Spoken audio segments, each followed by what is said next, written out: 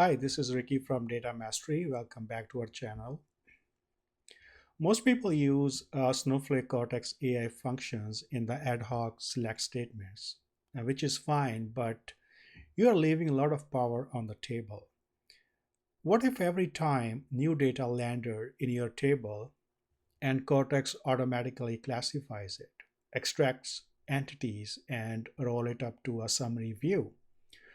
No airflow, no DBT task, no streams, no orchestrator of any kind.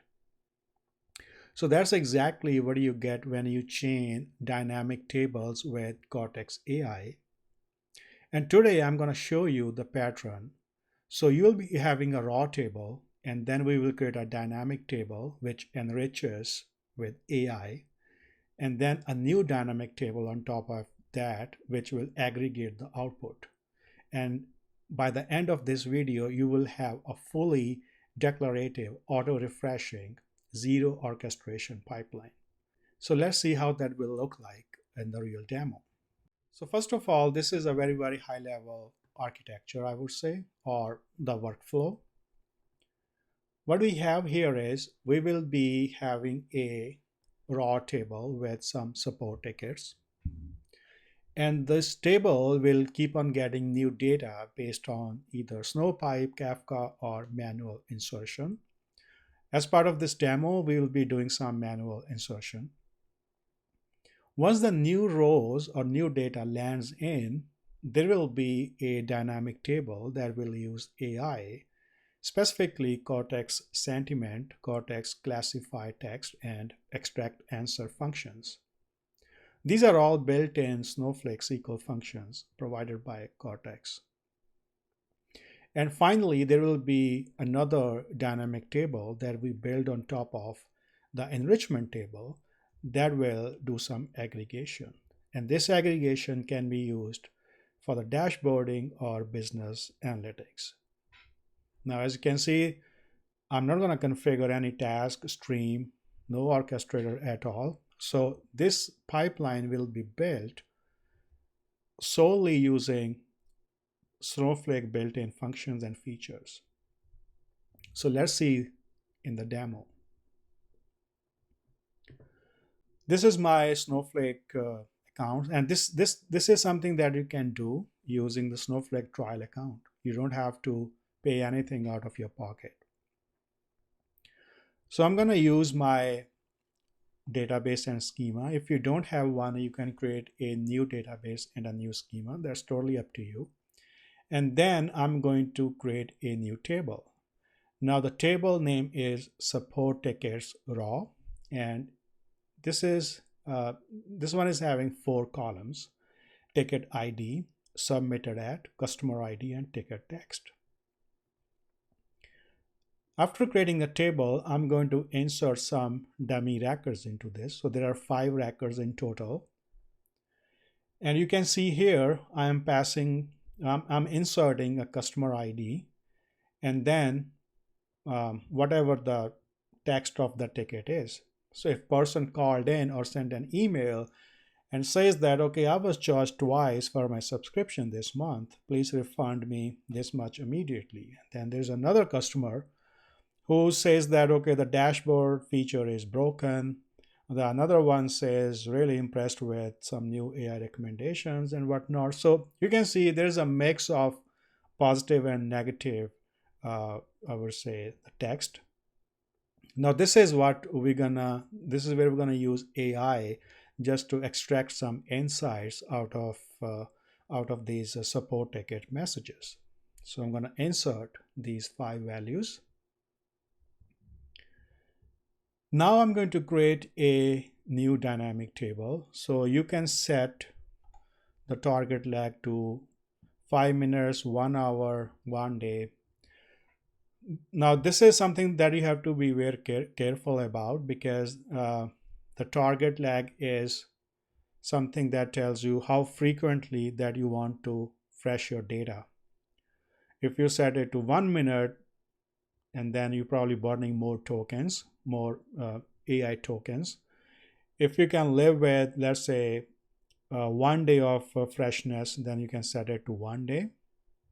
but that's totally depends on the use case. For this demo, I'll set it this to 5 minutes, or I can even do 1 minute, but 5 minutes is fine. And then I'm going to create a new dynamic table, and I'm going to select the ticket ID, customer ID, all these fields from the main table. And then I'm going to add the enrichment. So what I'm doing here is I'm adding the sentiment score using the Cortex sentiment function. It will read the ticket text, as you can see here, and based on the text, it will calculate the sentiment score, whether this is positive or negative. And then I'm going to do the classification. Now I have put like 5 categories here: billing, product bug, access issue, positive feedback, data pipeline. Now you can, based on your actual data, you can categorize them into other different categories. And then I'm going to extract the answer. Like this will be a ticket text, and then I'm passing that what is the main problem of or the request. So it will give us the extracted issue from the text. So I'm going to select this, and I'm going to create a dynamic table.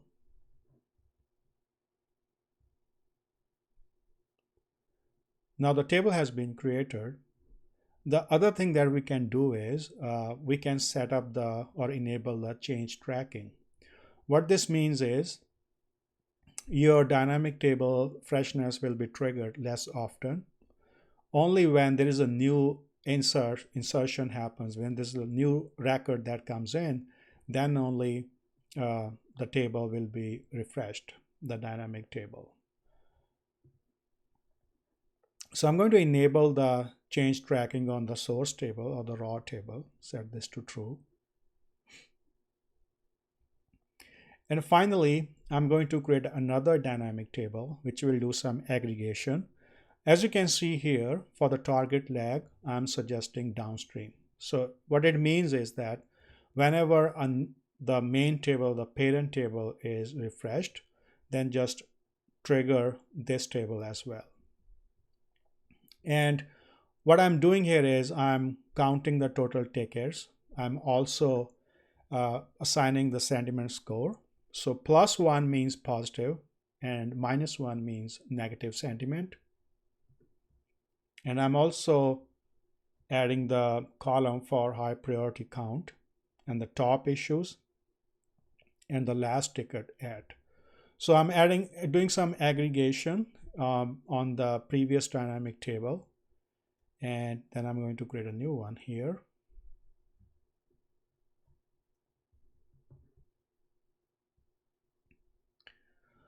Okay, so now we have, if I go back to my diagram, you can see here we have the raw table that we have created, and we have created this dynamic table that is doing some enrichment using AI functions.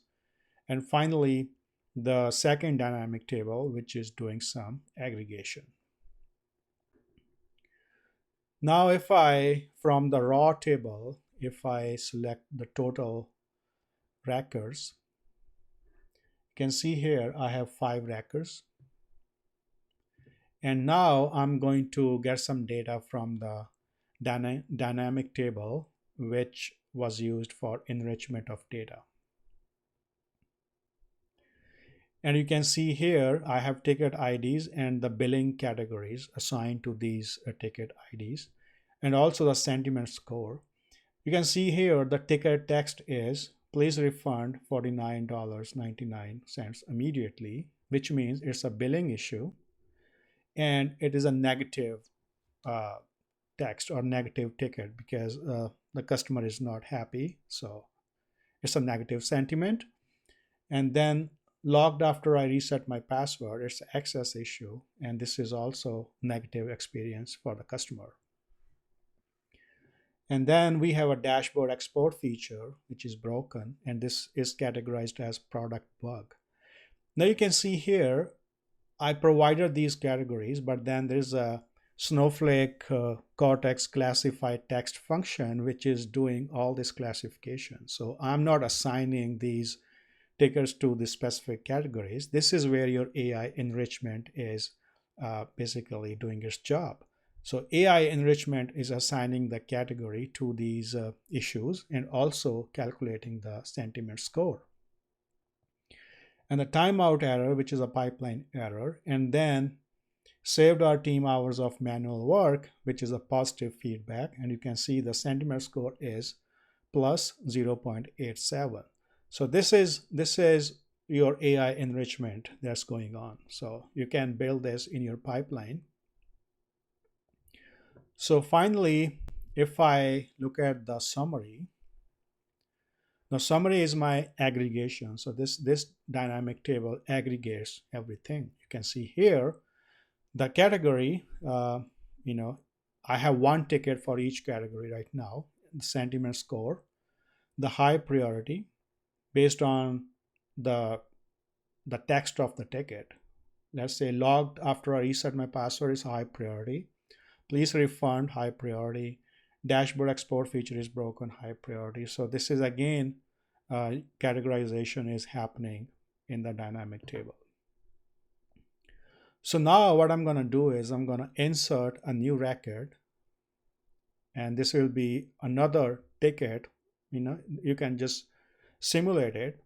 We have another record coming in, and this is invoice shows the wrong amount, need urgent correction before end of quarter. So let's insert this into the raw table. So once we insert this, we have set up the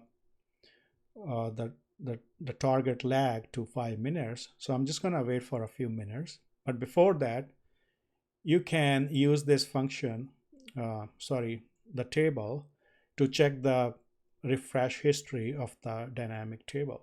So I'm going to check the refresh history of both my enrichment dynamic table and my summary dynamic table from information schema dot dynamic table refresh history. And if I run this, so you can see here, the previously the one that you're seeing, this is because of the demo that I was doing earlier, but now I'm gonna have to wait for a few minutes for this to kick in. So I'm just gonna check one more time. So right now it's still 5. So I'm gonna pause the video and I'm gonna come back after 5 minutes. So I'm back, and let's first look into the enrichment dynamic table. Now you can see here we have 6 ticket IDs, and there are, as you can see here, we have 6 ticket IDs, and we have 2 tickets which are for billing, for the billing category. And this is the new one that got added, and we have the negative 0.45 centimeter score for this. And if I select from the summary table, and now you can see that we have total tickets, 2 total tickets for billing category and 1 ticket each for other categories. And the average centimeter score of the billing category is negative 0.65. And also I'm getting both the ticket description here. The first one was the please refund this much money, and then the need urgent correction before the quarter ends. So these are the 2 tickets which belong to the billing category. So now you can see that how easy it is to stitch a pipeline that will accept the new data, do the enrichment, and then categorize the data. So what I really want to highlight here is it's about the production properties.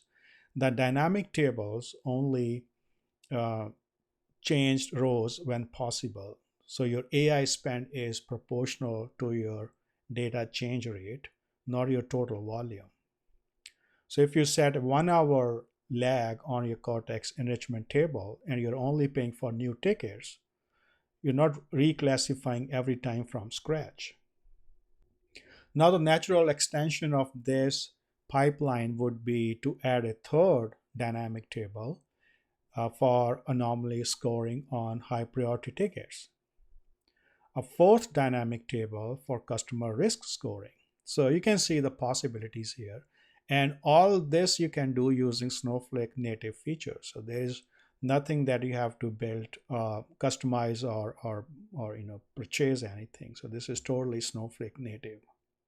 So I hope you find this helpful. And if you are architecting this pattern at scale and want to talk through your specific setup, you can always drop your question in the comment.